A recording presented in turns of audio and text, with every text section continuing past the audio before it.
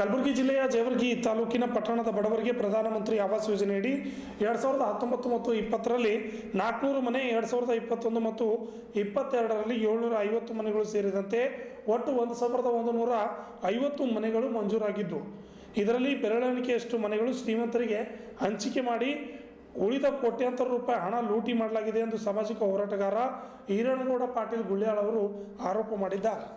ನಗರದ ಪತ್ರಿಕಾ ಭವನದಲ್ಲಿ ನಡೆದ ಸುದ್ದಿಗೋಷ್ಠಿಯಲ್ಲಿ ಮಾತನಾಡಿದ ಅವರು, ರೈತರಿಗೆ ಈ ವರ್ಷ ಬೀಜ, ಗೊಬ್ಬರ, ಬಿತ್ತಣಿಕೆ ಸಾಮಗ್ರಿಗಳು ತಯಾರಿಡಬೇಕು. ಆದರೆ ರೈತರು ಆರ್ಥಿಕ ಸಂಕಷ್ಟದಲ್ಲಿದ್ದು ಅವರಿಗೆ ಸರ್ಕಾರ ಸಹಾಯ ಮಾಡುವುದು ಬಿಟ್ಟು ರೈತ ಕಟ್ಟಿದ ವಿಮೆ ಹಣವನ್ನೇ ವಿಮೆ ಕಂಪನಿಗೆ ಹೇಳದೆ ಸರ್ಕಾರದ ರೈತರಿಗೆ ಸಂಕಷ್ಟ ಸಿಲುಕಿಸಿ ಆಟ ಆಡುವುದು ಸರಿಯಲ್ಲ.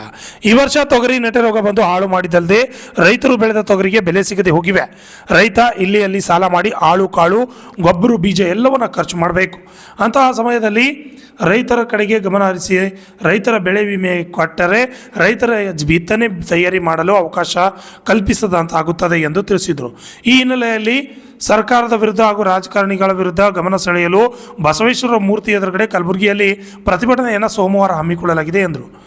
ನಮ್ಮ ಜೇವರ್ಗಿಯಲ್ಲಿ ನಡೀತಾ ಇದೆ, ನಮ್ಮ ಶಾಸಕರಿಂದ ನಡೀತಾ ಇದೆ ಅಂತೇಳಿ ನಾವು ಇದೇ ಸಂದರ್ಭದಲ್ಲಿಂದ ಹೇಳಬೇಕಾಗತ್ತೆ.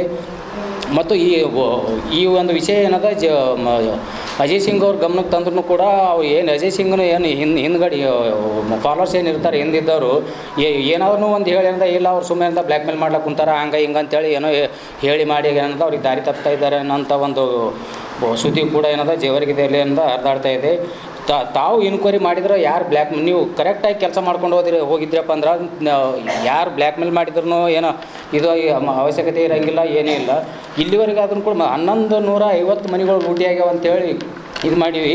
ಅಂದ್ರೂ ಕೂಡ ನಾವು 2-3 ಸಾರಿ ಖುದ್ದು ಜೇವರ್ಗಿಲಿಂದ ಏನಂತ ಗುಲ್ಬರ್ಗ ಮೇಡಮ್ ಅವ್ರ ಆಫೀಸ್ಗೆ ಬಂದು ಏನದ ಮೇಡಮ್ ಅವ್ರಿಗೆ ಭೇಟಿ ಆದರೆ ಇಲ್ಲ ಅದು ಮಾಡ್ಬೇಕು, ನಾನು ನೋಡ್ತಾ ಇದ್ದೀನಿ, ಡಿಸ್ಕಸ್ ಮಾಡ್ತಾ ಇದ್ದೀನಿ, ಬರೀ ಇದೇ ಹೇಳ್ತಾ ಇದ್ದಾರೆ.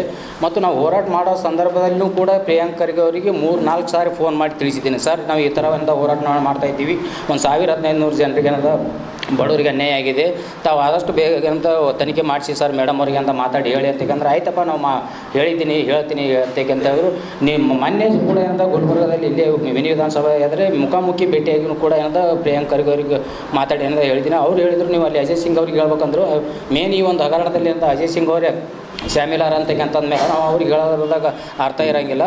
ಆದಷ್ಟು ತಾವೆಂತ ಇನ್ಚಾರ್ಜ್ ಮಿನಿಸ್ಟ್ರ್ ಇದ್ದೀರಿ, ಈ ಒಂದು ವಿಷಯ ಏನಂತ ತಮ್ಮ ಮೇಲೆ ಅಂತ ನಮ್ಮನ್ನು ಸಂಪೂರ್ಣವಾಗಿ ಅಂತ ನಂಬಿಕೆಯಾದ ತನಿಖೆ ಮಾಡಿಸ್ತೀರಿ ಅನ್ನೋ ಒಂದು ಕಾರಣಕ್ಕೆ ಅಂತ ನಾವೆಂತ ನಿಮಗೆ ತಿಳಿಸ್ತಾ ಇದ್ದೀವಿ ಸರ್ ಅಂತಂದಾಗ ಅವ್ರನ್ನೂ ಕೂಡ ಎಂತ ಮಾಡಮ್ ಅಂತೇಳಿ ಹೇಳ್ತಾ ಇದ್ದಾರೆ. ಅದಕ್ಕೋಸ್ಕರ ಇಡೀ ಜೇವರ್ಗಿದೆಯಲ್ಲಿಂದ ಸ್ಲಮ್ ಬೋರ್ಡ್ ಅಂತ ಒಂದೇ ಅಲ್ಲ, ನೂರಾರು ಹಗರಣಗಳು ಈ ಥರ ಹಗರಣಗಳು ನಡೀತಾ ಇದ್ದಾವೆ. ಆಡಳಿತ ನಡೆಸ್ಲಿಕ್ಕೆ ಏನದ ಸಂಪೂರ್ಣವಾಗಿ ಶಾಸಕ ಅಜಯ್ ಸಿಂಗ್ ಅವ್ರು ವಿಫಲರಾಗ್ಯಾರ.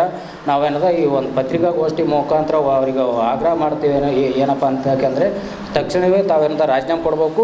ಇಲ್ಲದೇ ಇದ್ದರೆ ಜೇವರ್ಗಿಲಿಂದೇ ಒಂದು ಸಾಮಾಜಿಕ ಹೋರಾಟಗಾರ ತಂಡ ಸಭಾಧ್ಯಕ್ಷರಿಗೆ ಭೇಟಿಯಾಗಿ ಅವರು ಶಾಸಕ ಸ್ಥಾನದಿಂದ ಅನರ್ಹಗೊಳಿಸ್ಬೇಕಂತೇಳಿ ನಾವು ಕೂಡ ಮನವಿ ಮಾಡ್ಕೊತಾ ಇದ್ದೀವಿ ಸರ್.